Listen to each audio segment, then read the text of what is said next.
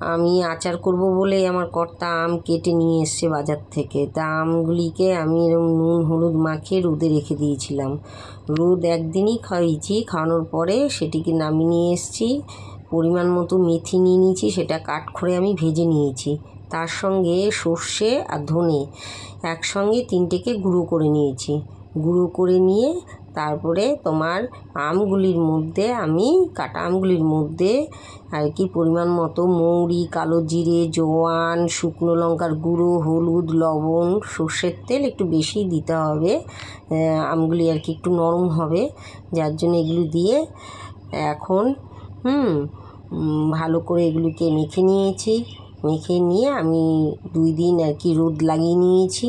লাগানোর পর বেশি রোদে রাখা যাবে না, তাহলে এগুলি না চিমড়া হয়ে যাবে আমগুলি, যার জন্য 2 দিনের রোদই এনাফ। এখন যা রোদের তাপ, তা আমার আচার রেডি হয়ে গেছে।